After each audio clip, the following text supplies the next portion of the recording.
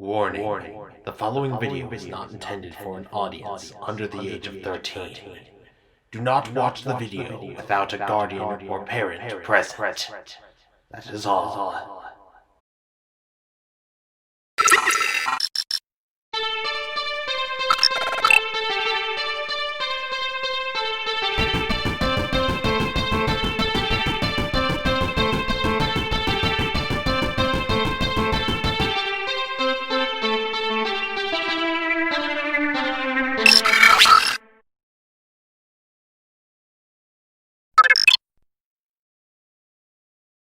You know, I generally feel as though I don't tend to drop the ball on a lot of things when it comes to videos. The editing and writing on the last few videos notwithstanding. But one of those things that I feel I really genuinely dropped the ball on is, well, completely ignoring Transformers Cyberverse. And the reason why I say this is so shocking is because, well, it was canceled earlier this year. Which I feel is a real shame because the show was pandering to me. Cyberverse wasn't about G1, it wasn't about the Unicron trilogy, it wasn't about the Car Robots 2001 continuity that was thrown out the window just immediately afterwards, but it was about Transformers first and Transformers only. It wasn't about any particular continuity, wasn't about making characters from any one continuity better than the other, it was just about Transformers. Which, I hate to say it, but it's not something that happens often enough in Transformers. Hasbro is usually only concerned with one particular era of the brand, and, well, making that continuity look better than the rest of them. And I genuinely think that this not particularly giving a shit about any particular part of the franchise really worked to Cyberverse's advantage. And while there are inevitably going to be people who say that one part of the franchise just sucks because it isn't G1. I think it's safe to say that more people enjoy the show when the writing is good and not when it's just G1. Having said that, I think the real reason why I haven't covered it as much on my show is, well, mainly because, well, toys really weren't good. That, or I couldn't eke enough screen time out of them in a script. But as time has progressed, the Cyberverse toy line has matured somewhat. It's gotten better and stronger with time. By which I of course mean, salutations, denizens of the internet. I am Firebite27, and let us commence our analysis of Cyberverse Ultra class, Clobber. Now, as per tradition with this series, we begin in what we will generously call the vehicle mode. If you want me to summarize my opinion in as brief a manner as possible, this alt mode sucks. Okay, to an extent, I'm joking. This vehicle mode isn't the worst I've seen. That dubious honor belongs both to Cyberverse Shockwave, as well as Beast Wars Raytrax. And while I cannot call this alt mode bad, it is rather dubious, we'll say. I mean, when you turn on her gimmicks, she stops looking like a tank and, well, more like a changer from a magical girl anime. Or just a really depressed tiki head. Style headshot!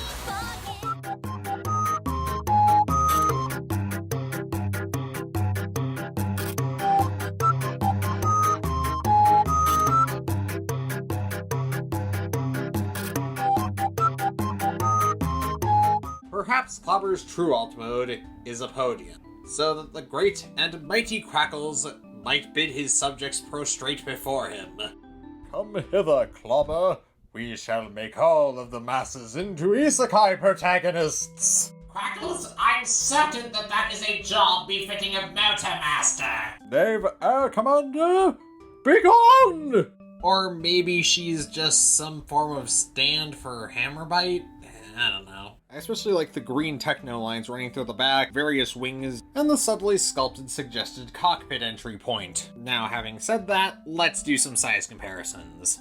Here's Clobber in alt mode next to Earthrise Cliffjumper, Siege Impactor, Cyberverse Hammerbite in Shark mode, BotCon Blast Charge, Cybertron Dirt Boss, a standard Kutama, a standard Cam Sparkling Water, and of course, Broadside. Now then, if any of you are, for any reason, irritated over the fact that Clobber is not a bomber plane, I get it. It does suck that she's just a pile and not an actual vehicle. However, having said that, I do really get why they didn't make her a bomber. I'd like you all to consider the following. Both of the two Lugnut figures that have been produced were produced during a time when oil was relatively inexpensive.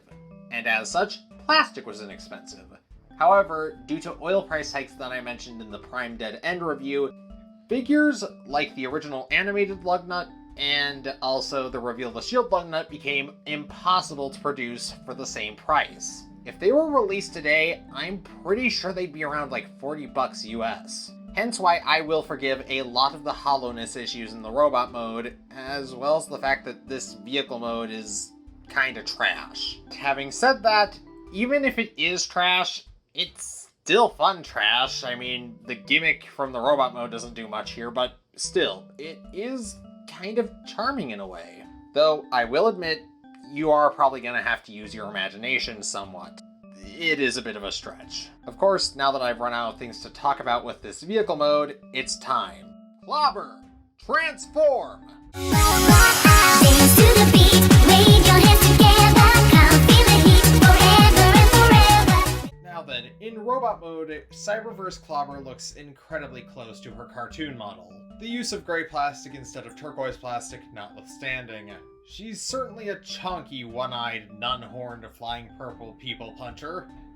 But even in spite of her vacant stare from the front and vacant look from the back, Cyberverse Clobber communicates her personality quite well.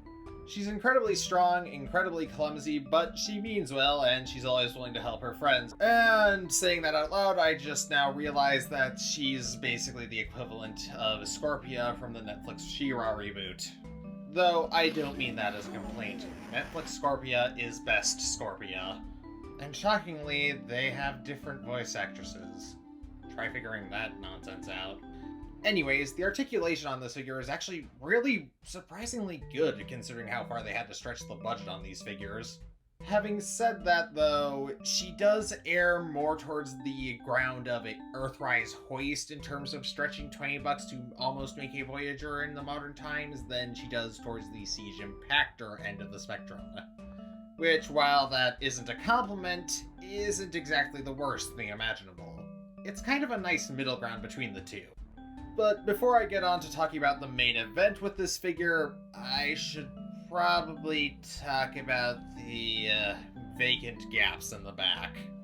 Now then, because Clobber's budget was stretched so far, unfortunately every part of the robot mode that you don't see in the promo shots has a serious case of a Siege Impactor leg syndrome. However, I don't really mind, surprisingly. I mean, sure, if the hollowness in the arms bothers you, I get it. And if it really bothers you that much, well, just turn the arm around. Having said that, though, it does remove the elbow articulation, so maybe just wait until someone makes 3D printable gap fillers for this figure. I need to talk about the main event of this figure, the gimmick. The defining feature of the Cyberverse line is that, well, the figures really live and die by their gimmicks. These gimmicks have ranged from Windblade's Turbine Thrash in the Legion scale figure, to Cyberverse Shockwave's Shoulder Cannon, to gimmicks that actually amuse me, like Hammerbite's Shark Hoodie mode. Probe Rise! Kitty kitty bye! Kitty kitty bye! Viking Shark! Bags that can chomp through concrete. And Clobber's is kinda middle of the road for me. I don't really hate it, but it is a bit annoying at times. All one need do is return the gun to its position when it's in tank mode, and pull it out again rapidly in order to trigger the energon armor mode.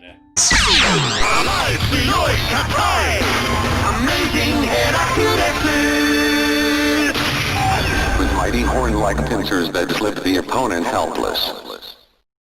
Now then, I like the energon armor in concept, and to a certain extent I like it in design, but the clear green plastic they used for it certainly dulls the effect. I mean, for one thing, it exposes all the hinge joints as well as all the springs that were used to trigger the gimmick in the first place, which doesn't look aesthetically pleasing.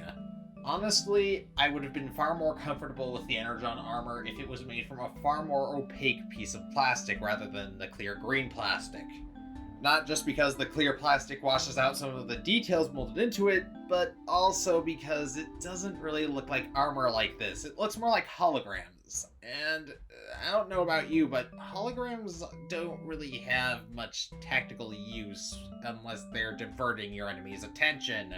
But even in spite of the fact that I'm not the biggest fan of the plastic they chose, I still kinda really like it. Let's do some size comparisons before we wrap up. Here's Clobber next to Earthrise Cliffjumper, Siege Impactor, Cyberverse Hammerbite, a standard Qtama, a standard can of sparkling water, and of course, Cybertron Dirt Boss. So overall, I think that this figure is more or less solid proof that Cyberverse has evolved beyond its earliest days. And while I do like it a lot, it isn't quite Generations quality yet. First off, we need to get rid of these voids in the back, then we need to add a thigh swivel and a waist swivel, then we're basically good. Having said that, I do get that a lot of these cost-cutting measures were necessary, because we're basically like selling a Voyager for the same price as a Deluxe.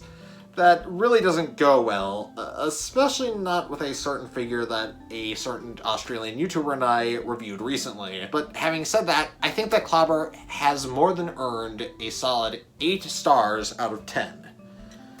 But with that out of the way, it does make me kinda sad that we aren't gonna get any more Cyberverse. And with the way the Netflix trilogy trailers have been handled, I don't have any hope for the series.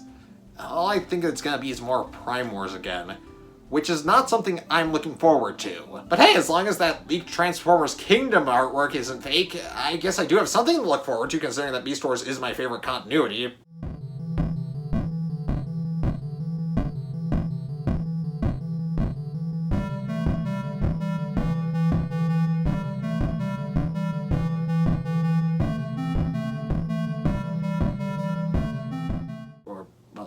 Part of the Transformers franchise, considering it was the way I got in. But with that being said, I'm afraid it's time for me to do my regular calls to action. Please remember to like this video, share it with your friends, of course if you haven't already, subscribe to the channel and ring the notification bell, and down in the description you will find my Ko-fi page, along with my Teespring store, and of course my Twitter page. So please, if you want to financially support me on either of those two websites, or follow me on Twitter, I would be most appreciative. And with that being said, this is Firebite27, over and out. And don't forget!